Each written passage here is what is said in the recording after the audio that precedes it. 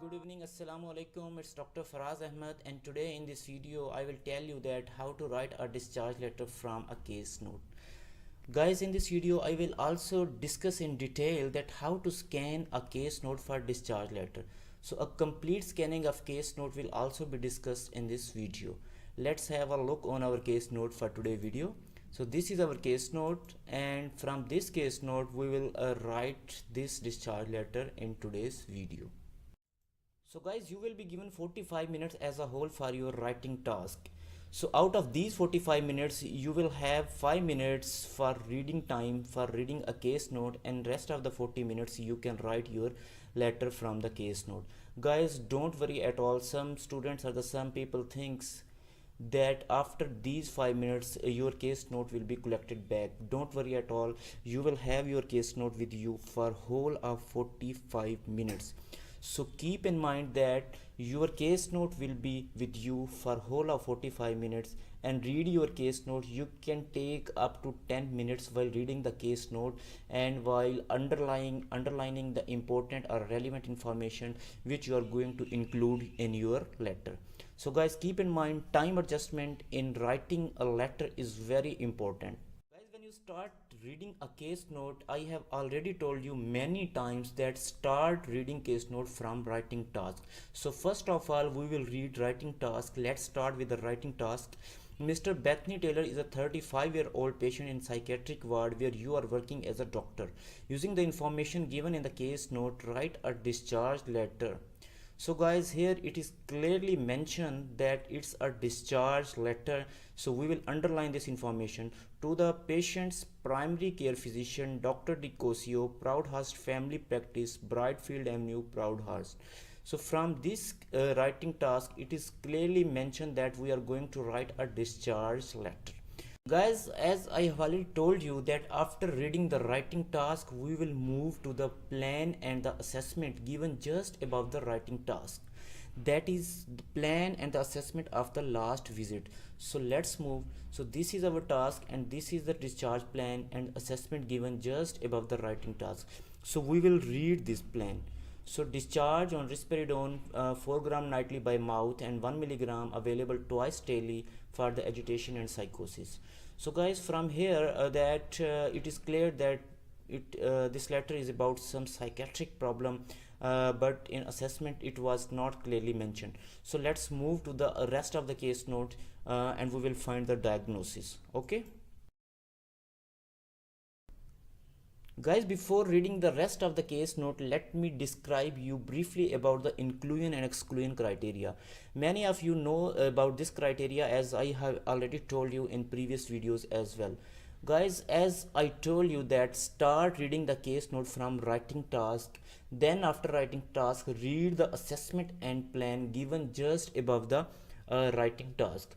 After reading the assessment and plan, you will be clear that we are going to discharge or we are going to refer the patient on this medication or with this plan, and what was the diagnosis or what was the assessment of the patient. So keeping in view the diagnosis and plan, we will read the case note and we will underline. So we will read the case note keeping in mind diagnosis and plan. So while diagnosis and plan will be in our mind, we can easily include or exclude the information from the case notes. Okay, so guys, we will underline and we will use arrow mark with the information that has to be included, and we will use a tick mark for the information that could be included if words count allow. And for the irrelevant information which we are going to exclude from our letter, we will not underline or we will not use any arrow or tick mark for that information. Okay guys, so guys, keeping in mind this inclusion and exclusion criteria, let's discuss this case note. So let's start with notes. Hospital, St. Mary's Public Hospital, Frederick Street, Proudhurst. This is totally irrelevant information. Patient details will be very important and we will definitely underline these information. MS Bethany Taylor, this is very important. Next to kin, Henry Taylor father, and the Barbara Taylor, this is mother. This is irrelevant, I think, so we are not using any mark with this information. Admission date and discharge dates are very important. Diagnosis. Then diagnosis of patient is very important. So this is schizophrenia. So this diagnosis is very important, and we will now uh, read the rest of the case note with keeping this information in mind, that is schizophrenia. So let's discuss about the past medical history. Patient. So first of all, patient came for admission on 1st of March 2018. Patient self-admitted decompensated schizophrenia was her diagnosis. Medical background: no compliant with medication. So he was taking not compliant with medication. So she was taking some medicine for schizophrenia, but she was non-compliant. She admitted herself for auditory command hallucination, telling patient to harm self. Okay, visual hallucination, shadow figures with grinning faces. Okay, delusion, personal connection to the various political leaders. So this is means complaint of patient that she is coming to the hospital, that is auditory hallucination, visual hallucination, and delusion. So we will include these information in our letter. So on the same visit, patient was agitated and aggressive, responding to internal stimuli with thought blocking and latency. All of these information is very important, and we will include these information in our letter. So commenced antipsychotic medication, that was risperidone. So this is again very important uh, for the this is again very important for the mentioned problem of the patient. Risperidone was started. Let's move next. Okay, on 10 March 2018, patient came on 1st March, and now on 10th March, after 10 days, patient sees responding to the auditory and visual hallucination. Hallucinations are good. There is no hallucination now. Less disoriented in thinking. Her thinking is also very good. No signs of thought blocking and latency. No thought blocking and latency. Able to minimize delusion and focus on the activities of daily living. So guys, as a whole, all of the complaint are resolved now. So we can easily write in our letter that overall improvement in her condition. Okay, there is an overall improvement. So what was the nursing management in the hospital? This is very important. Assess for the objective signs of psychosis, redirect the patient for the delusion, ensure the medical compliance, help to maintain the behavior control, possibly therapy if possible. Guys, as we know that patient was non-compliant to the medication, so nursing management was mainly focused on medical compliance, and the main aim of nursing management was also to help to maintain the behavior control. So if a patient is non-compliant to the psychiatric medication and his behavior is not in control, then it can lead to psychosis, then it can also lead to delusion. So we will include this information with arrow mark, because ultimately these lead to psychosis. Okay, now assessment: good progress. Chronic mental illness can decompensate if not on medication or abusing substances. Insight is good and judgment is fair. Okay, so this is discharge plan. Discharge on risperidone 4 gram nightly by mouth and 1 milligram available twice daily for agitation and psychosis. So guys, from the underline and from these information, now we will write our discharge letter. So let's move to the writing.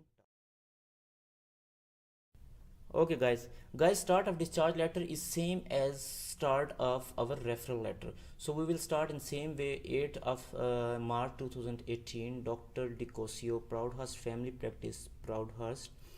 Dear Dr. Dicosio, reference Mrs. MS Bethany Taylor, aged 35 years. Okay, so we will write that I am writing to update you. So guys, this slide is very important. Let me explain you the difference between introductory paragraph of a referral letter and introductory paragraph of a discharge letter.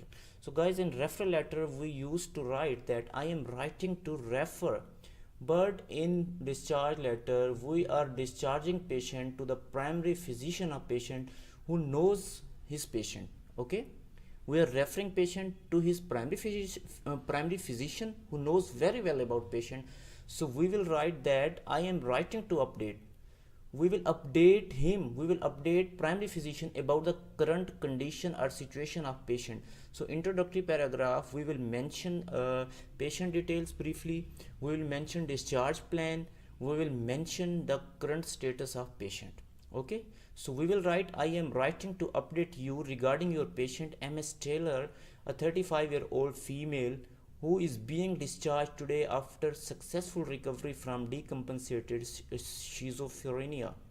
Okay, so we have mentioned all the detail here. Now we will write about the current condition of patient. She is stable now and needs your future care. So guys, in this way we will write an introduction of a discharge letter. Okay, let's proceed and have a look on case note. Guys, in referral letter, after introductory paragraph, most of time in non-emergency referral letter we use past medical history or social history paragraph after introduction. But in discharge letter, it's better to mention the past medical history and social history before conclusive paragraph.